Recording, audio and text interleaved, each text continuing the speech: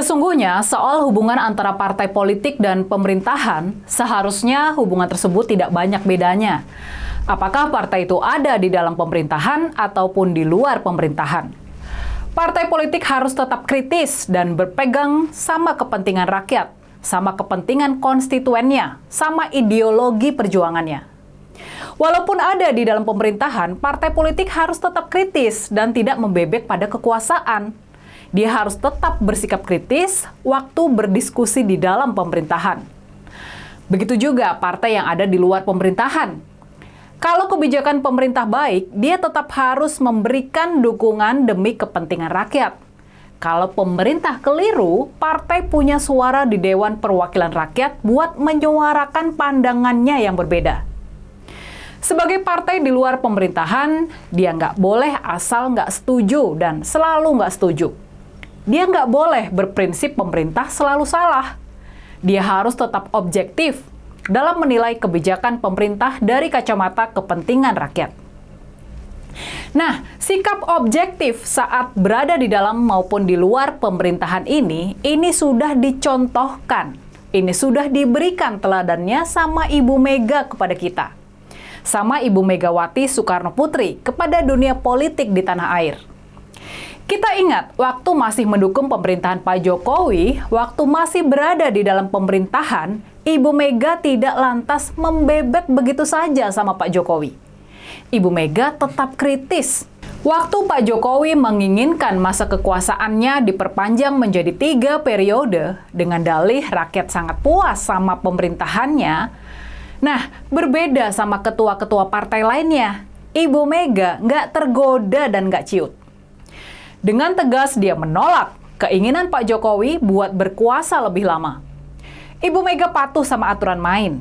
Ibu Mega patuh sama konstitusi.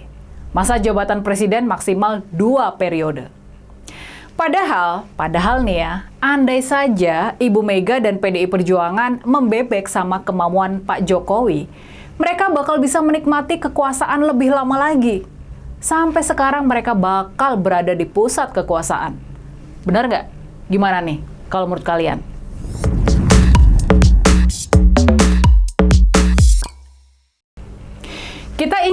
Kita pastinya masih sangat ingat sama sikap dari 3 ketua umum partai politik pendukung pemerintah waktu itu.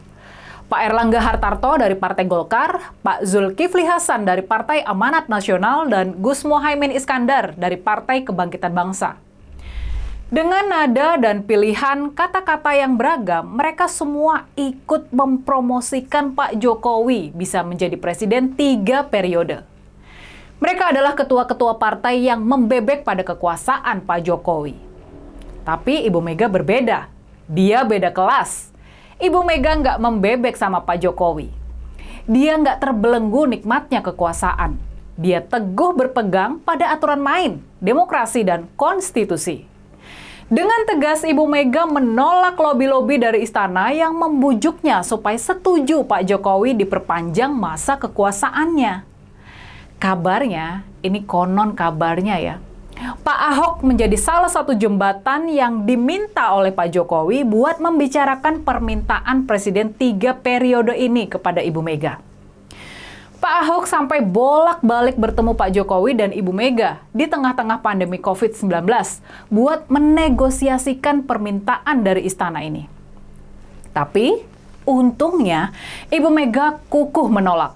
Dia bahkan sampai membatalkan rencana pelaksanaan sidang istimewa Majelis Permusyawaratan Rakyat buat mengamandemen Undang-Undang Dasar 1945 demi mencegah kerakusan Pak Jokowi dalam berkuasa.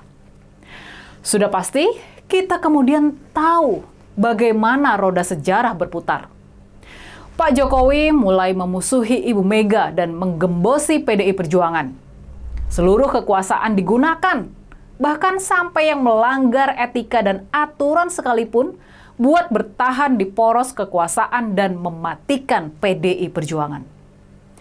Demi menjaga suara rakyat, demokrasi, dan konstitusi, PDI Perjuangan harus rela terlempar dari kekuasaan.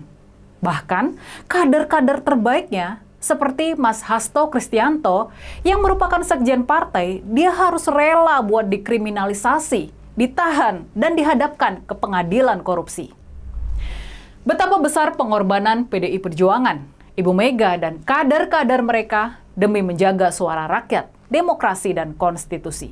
Padahal andai saja waktu itu Ibu Mega dan PDI Perjuangan memilih buat menurut dan membebek sama Presiden Jokowi yang sangat berkuasa, andai saja waktu itu Ibu Mega dan PDI Perjuangan memilih mendukung wacana Presiden 3 periode, niscaya sekarang mereka bakal tetap ikut menikmati kekuasaan, jauh dari bahaya kriminalisasi politik.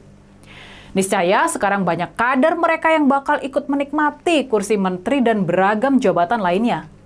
Gimana nih kalau menurut kalian? Gimana kalau menurut kalian sikap dari Ibu Mega ini? Kalau semua partai bersikap pragmatis dan bahkan oportunis, kalau semua partai membebek sama kekuasaan, lalu siapa yang ada buat membela kepentingan dan suara rakyat? Siapa yang ada buat menjaga dan mempertahankan demokrasi dan konstitusi? Untungnya saja ya, Indonesia masih punya Ibu Mega. Kita punya Ibu Mega yang sudah sepuh, tapi tetap kuat mental dan teguh hatinya dalam membela kepentingan rakyat, demokrasi, dan konstitusi. Kita punya Ibu Mega yang sama sekali nggak pragmatis, apalagi oportunis. Tanpa Ibu Mega, rakyat sudah kalah dan takluk oleh kekuasaan yang semakin lama semakin tidak terkontrol. Rakyat kecil yang banyak bakal semakin menjadi main-mainan dari segelintir elit yang mengontrol kekuasaan dan menguasai kekayaan alam. Kelas menengah bakal semakin terabaikan oleh golongan elit yang sukses memperdaya rakyat kebanyakan itu.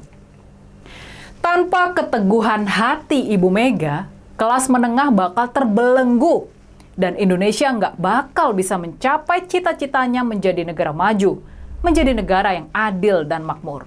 Memang Ibu Mega sudah ditempa oleh sejarah. Dia sudah ditempa sejarah buat rela berkorban untuk rakyat, terutama buat uang cilik.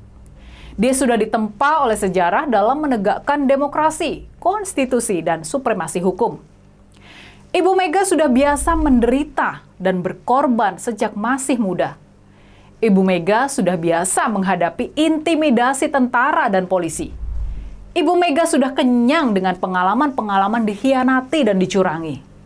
Jadi, apa yang sekarang terjadi dengan Pak Jokowi dan keluarganya, walau tetap menyakitkan dan menyedihkan, tapi ini bukan pengalaman baru buat Ibu Mega dan para pendukung setianya di PDI Perjuangan. Makanya, bukan cuma buat para kader PDI Perjuangan saja, tapi juga buat kita, bangsa Indonesia. Kita semua beruntung ada tokoh yang konsisten dan teguh dalam memegang prinsip seperti Ibu Mega. Bukan cuma PDI Perjuangan yang masih membutuhkan sosok tangguh Ibu Mega ini, tapi juga kita, bangsa Indonesia. Nah, gimana nih kalau menurut kalian? Gimana pendapat kalian soal Ibu Mega sekarang ini?